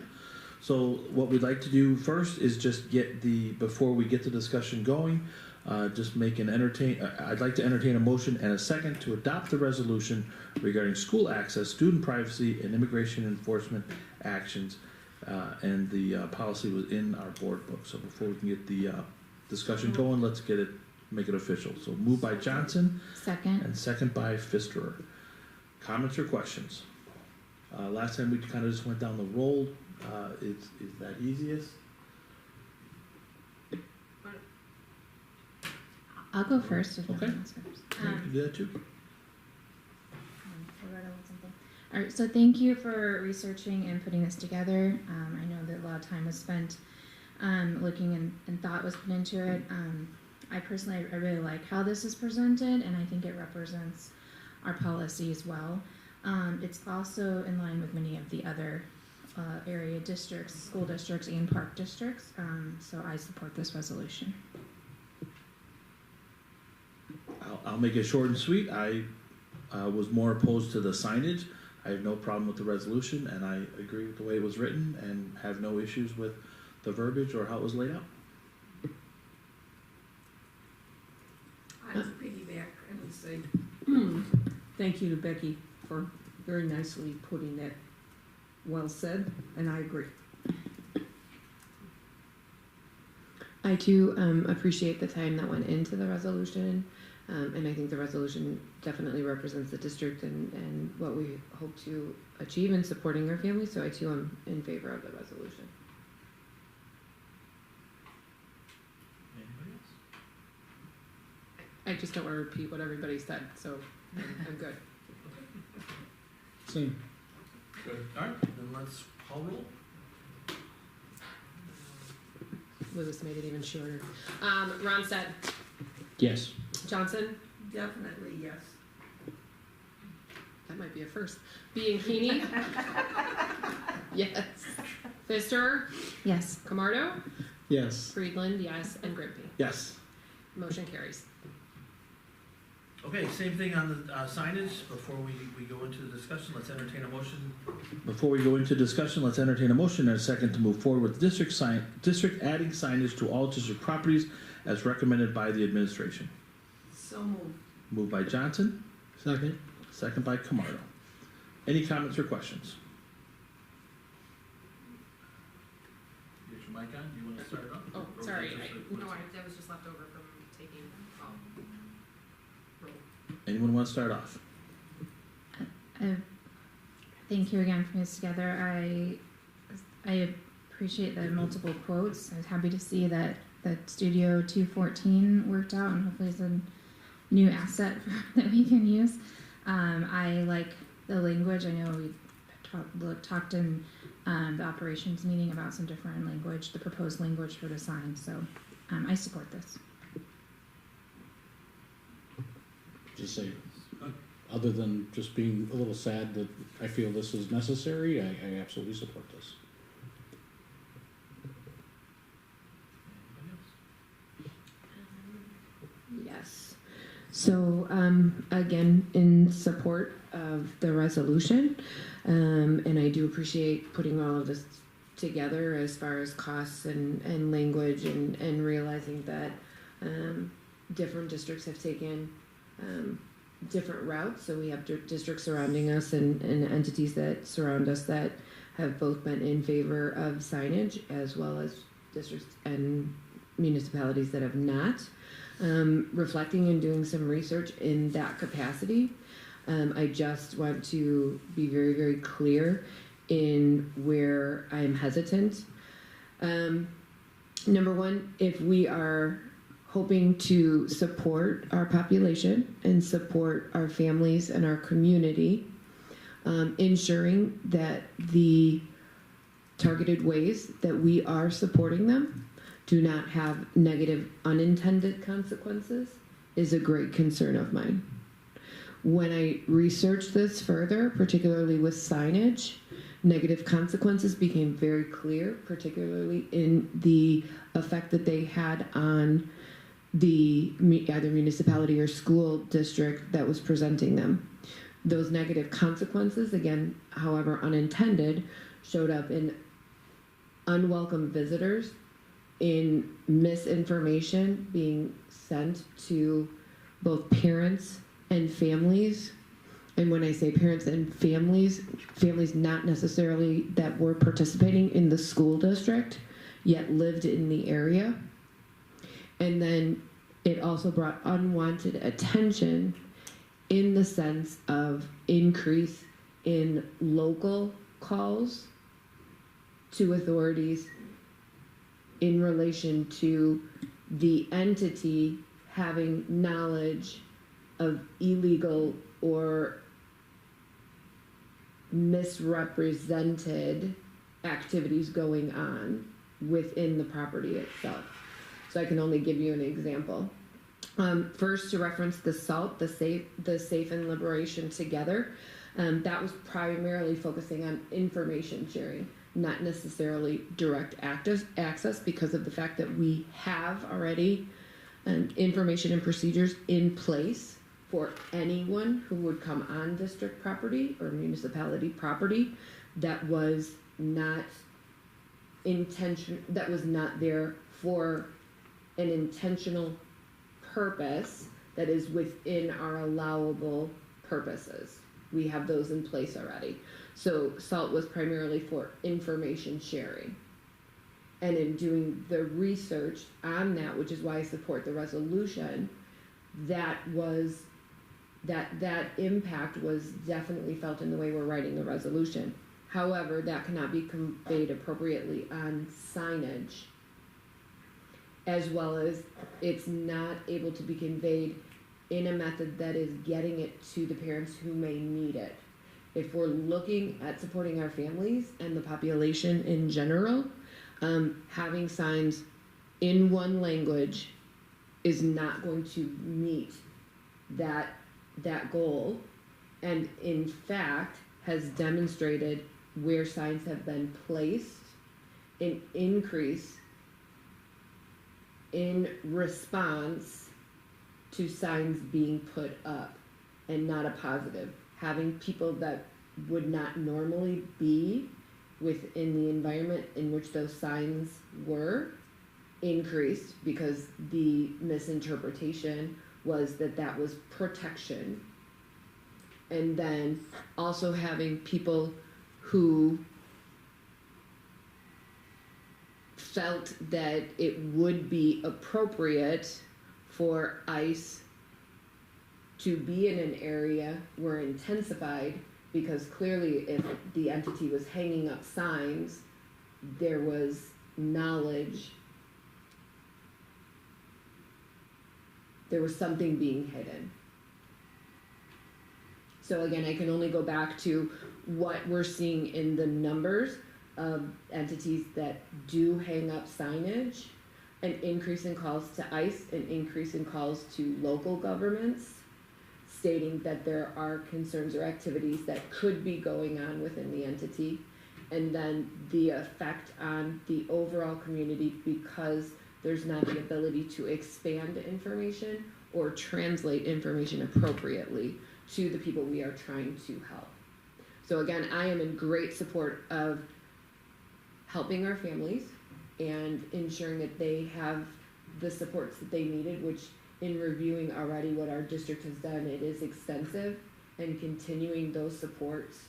But I do want to be cautious in placing signs up as to the possibility of bringing unintended consequences in our attempt to support in that manner. Thank you. Anybody else?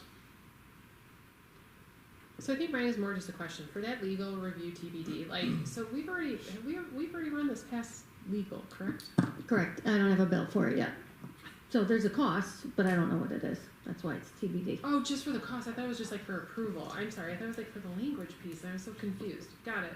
That's my bad. Okay. And that's the total cost. It's $462. Just for the sign and post.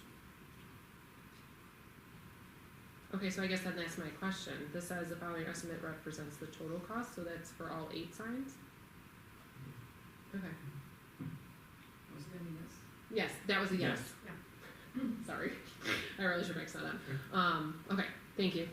I just need a clarification. I'm gonna remain consistent with my thoughts the other month. I don't think that, I'm all for helping our families that are impacted by ICE enforcement. I just don't think this accomplishes that, so I'm still a no vote. And I agree with a lot of what Kim said. Kim, I got a question for you, and everything you said was obviously well researched and said. When you're saying that the signage was bringing unwanted attention and consequences, is there evidence of that, or you found for schools specifically, or private places of business? For both, primarily primarily what I was looking at is the region in general, and there's such a diversity in both private businesses that put up signage. That was very difficult to find in our area. That was more significantly in Chicago proper, whereas when we come out to the suburbs, you had higher municipality, less private interaction, so the numbers were a little, it was both. You were seeing an increase for both types of businesses, but the impact for municipalities and school districts was higher because of the fact that they had more signs posted. Like, you did not see as much private participation. So it looks like it was skewed, but it really wasn't. It was because when you're looking at the private participation in Chicago and the city participation or the school district participation, they were equal. They were very similar, and so you were seeing equal calls, all of that. But when you come out to the suburbs, you don't see as much private participation as we see in public arenas. So you're seeing the public arenas significantly higher, but it's also because it's more represented. But there's a definite correlation in an increase in calls on a particular entity once signs are posted, or other things that have been done have been rallies, other things that have been done. Again, they're looking at it as a whole. When an agency, private or public, has that in that condensed version. Again, the resolution, there really wasn't a lot of data as far as feedback. That seems to be something that we're able to do and hopefully support families, but has not garnered people calling or people, pursuing that. So I'll say something in response to that. So basically what you're saying is that places that have put up signage have seen more activity related to the more ICE activity, right? Is that what you're saying? What I'm saying is that no, as a matter of fact, in our area, ICE activity past September. I have the date. September 17th was the last incident of ICE being on a school property, and that was not necessarily on the property within its parameters. Okay, so who are you saying is going to be more? Basically, I mean, there's really no polite way to put it. A lot of times people who are not involved in the school district, such as neighbors, will call the local police and say they just put these signs up, they have illegal students there, or they have criminals there. Again, police have to follow up on any call that is sent to them. So you're seeing an increase in calls to local authorities, and you're seeing an increase in calls to ICE and immigration services for particular areas. So you can go on the ICAM website if anybody's familiar with ICAM. ICAM is where we get our data for both population and children and ages of children and all of that. That also does chart when they're seeing any type of ICE interaction, they're seeing any type of local interaction as far as immigration status is concerned. And so you do see the upticks in that. Okay, so I mean, basically what you're saying is that, to reframe that a little bit, is that we could see an uptick in some of our neighbors trying to intimidate our other neighbors because we put up signs that say that they're not welcome there. So you know what? I'll take that fight. Well, that's and not. I will happily put and vote for putting a sign up. Well, but that's not the entirety of it. What the other concern is that, again, if the signs are put up and they are put up in the one language and there is no other communication that is able to be done, and we have people who are not on the school district website that are not looking at the resolutions, right? The interpretation is the other way as well, correct? Where we used to, in the United States, have safe zones. We used to have zones in which there would be no participation as far as ICE or investigations, those types of things. We used to have those. And so now if we are posting these signs that, again, are not thoroughly explained, you are not only having our neighbors, which I'm not framing it in that way. I'm framing it in, there are individuals that do not necessarily agree with the stance that you're taking. They also have the right to voice their concerns, right? So number one, that's putting the same people you're trying to help at risk, because whether it's we want to stand up to bullies or not, that's not what it comes down to. We are standing up to bullies. We're saying as a district, this is where our position is, right? But when it's posted and we don't know that these calls are being made, right? We don't get notification of that. Then these investigations are launched. Then these other things are being done. And so you're actually putting the people who were trying to help in a more vulnerable situation by drawing attention to it. As well as conversely, having people that don't understand that that sign is not legally enforceable, that are up to nefarious things, being attracted to our buildings. And that's something I don't want either. And it's not as if this is not meant to be a pissing contest. This is meant to be a, how are we really going to support our families, and do we want to educate our families in what we can do for them and how we can do that for them safely, rather than, possibly, and I'm not saying it would happen, maybe it wouldn't, but statistically it has happened where you're putting a target on their back. Okay, I appreciate your opinion, but respectfully disagree. Anybody else, or are we ready to call roll? Oh, go ahead, call roll. Well, I don't want to, if anybody wants, I don't want to hinder anybody from speaking, or if you have a point to make. No. Okay.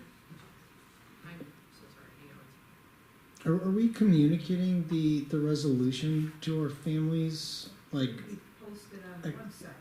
but, I mean, are they frequently going there to look for updates?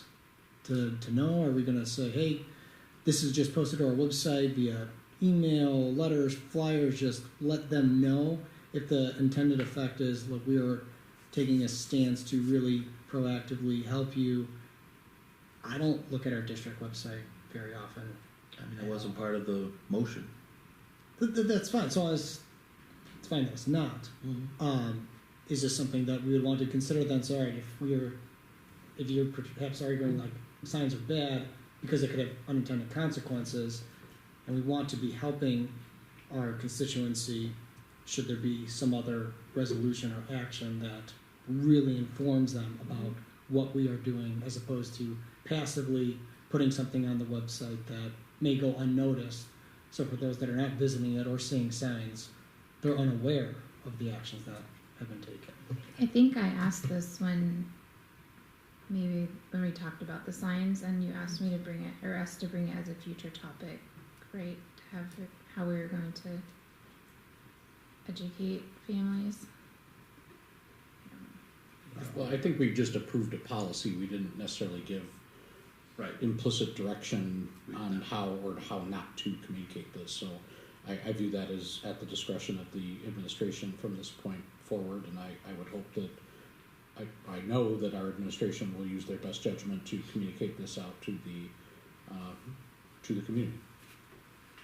Because I mean, in my opinion, when I go to the website, I'm either looking for a teacher, I gotta call my kid in sick, you know, I'm looking for specific school information, you know, that needs to be front and center for our families, so they're not digging to find something they need on a Tuesday morning because they got a sick kid. You know, but I do agree with you, Robert. I trust Jody and the administration to find the proper spot to put it. And hopefully it's not buried too deep, but also it shouldn't hide the prudent information that families go to on a more regular basis. Okay, and I would think that the administration would go to the other school districts that have passed similar resolutions and see how they disseminated the information. Sure. And then, since we kind of got back onto this, I wanted to say something about the signs. The language on the signs does not have to be in different languages, because the language on the signs is for one specific organization, and they all speak English. Well, I guess I would question that, because if we're trying to help protect our community, That's not what the sign says. but that's the intention of the sign. The sign says, it may not be used for and by blah, blah, blah, blah. It's got information for one specific organization. So, there you go, that's my thoughts. Can you call roll? You still there? Yeah, no, I'm not, I'm sorry, it's, disappearing on you. no, it's like, well, it does turn off, but, no, it's just, it is a lot to process, but at the same time, you know what, actually, I would just be redundant in stating a lot of things. So, Friedland, yes. Johnson, Yes. Bianchini, No. Fisher, Yes. Camardo, Kim, I value and appreciate your remarks, but I'm a yes. Ronstadt, Yes. and Grimby. No. Motion carries. And everybody, I want to thank you for your input, and it was a healthy discussion. And what I'm always proud about this board is we don't have to agree on everything, but when we disagree, it's always respectful. And that was on display tonight. Thank you all for that. I appreciate it. Next up is the superintendent's report. Dr. Megerly, you have the floor. All right. So in my superintendent report are two very familiar things this time of year. One is the consolidated district plan.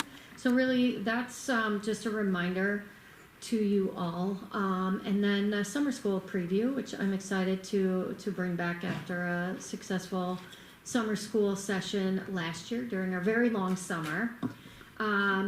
So moving on, sorry, Patty, I didn't grab the clicker, so you're in the driver's seat. So just to remind y'all, the consolidated district plan opens up from the state every year about this time. So we don't have to have board approval, but it has been our past practice to bring it forward, especially since there's not really any significant changes. I know it's long. I know Donna enjoys reading it. I don't know about anyone else.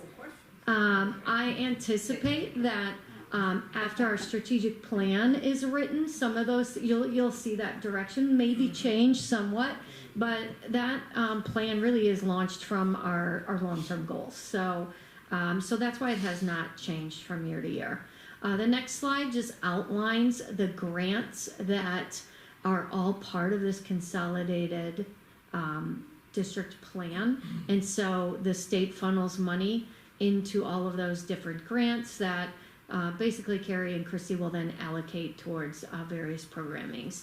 I know the dollars in those grants have gone down over the years, so we anticipate that trend to continue, but it still does supplement lots of what we do. So before I shift into summer school, I know that's just a brief overview of the consolidated district plan. What questions might you have? I was gonna ask her in private. Oh, okay. Because there's a couple things that, that I read that I was like, Okay. how are we doing that? All right. If there's a push to get rid of certain things. Okay, ready. Okay. Sounded like a All right, looking ahead towards summer school, we are looking to replicate similar to last year. I think, again, we weren't sure going into a very long summer what the interest of our staff would be to take on extra summer school classes, sessions, etc. But I believe at the end of the summer, we were very pleased at the number of staff we had participating and the number of students that came out for our summer school sessions. So the 4 core areas will look very similar to last year. We will offer an extended school year for our students with IEPs and a traditional summer school. Both of those will take place in June. And then we will continue with the middle school enrichment camp, similar to what we saw last year. We've adjusted the calendar somewhat because, again, shorter summer. And I think there was just some attendance trends in some of those weeks. So we've just altered that to better align with our calendar this summer. And we're bringing back Camp Invention again in August. Right now, we're looking at 3 sections of ESY, which is pretty typical for what we do offer in the summer. I believe during COVID, we started offering related services, which really are essential to a full program of extended services for our students with IEPs. And so Carrie works with the buildings very closely to make sure that the criteria is followed, because really we want students that have the risk of regressing over the summer. So that is not open for all students. It's for those who have shown regression in the past, and we want to make sure that we're bridging those gaps. Our traditional June summer school has been for elementary only, grades 1 through 5. Christy has invited about 126 students. We are shifting the location from Prairie Trails over to Indian Grove this year, primarily just to give our playground a rest and give an opportunity to do some upgrades over there. But Indian Grove also will serve as a great alternate location now that there's no construction. So that's one slight change. But the students who are invited to that June summer school, again, are mostly our students getting intervention. So it's really just, again, to maintain skills, not to the level of extended school year, but really target those who could benefit from extra support. Middle school enrichment camps are 2 sessions this year, 14 different courses, 25 sections available. Again, grateful for the teachers that want to work over the summer, and that targets our middle school. So again, that's mostly the expansion. Camp Invention, similar to last year, first week in August. A lot of campers, and I love that we have spots again for our leaders in training.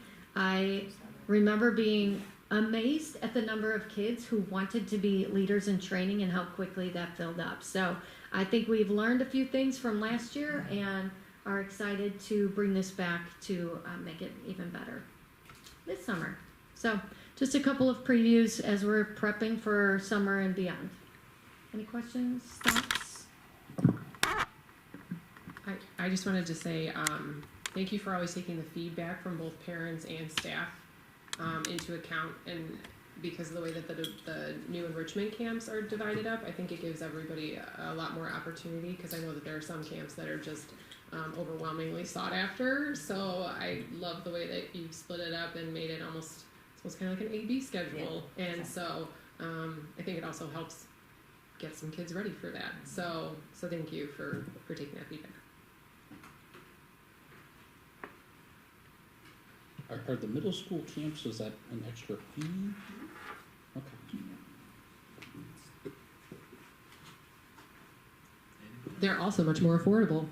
there are still spots. There are, All right. yes, we are actually at risk of closing a few sections because of lower enrollment, so if you could encourage people to sign up, that'd be great. We'll send out one more blast. It's a good Facebook post. It's busy summer. Those old people who are fake. Any other questions before we move on? All right, NSSU Operations Board. Oh, totally forgot. I feel like it was so long ago. Let me open this up. Sorry about Says the that. same thing. I was gonna say, I I was think gonna this give it a month, side eye, actually. we usually meet right after you guys, and this month it was a little bit off. So I don't think there's anything new and exciting that I could add, because you already heard from Gavin on the budget. You already know that that's basically what was moved to the governing board, and that they're working through negotiations. So that is pretty much it.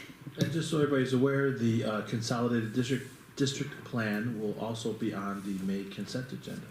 So apparently this is gonna be the largest consent agenda of the year.